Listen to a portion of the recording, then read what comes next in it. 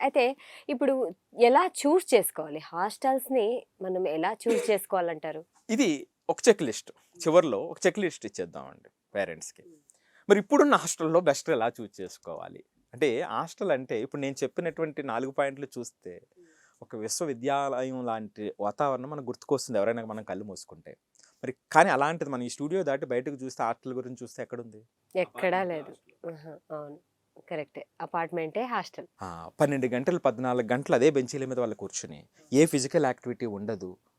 Right. ఆ emotional ఇంటెలిజెన్స్‌కి ఇదేటువంటి ఆ supporting system ఉండదు.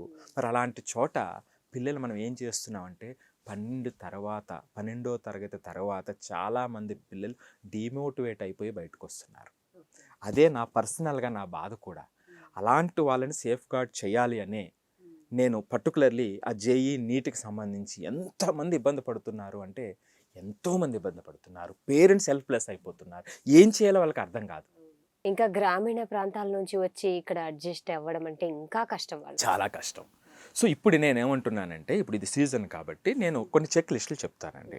ఈ చెక్ లిస్ట్‌లో ఫస్ట్ పాయింట్ ఏమిటంటే, మీరొక్కసారి అక్కడికి వెళ్లి మాట్లాడండి.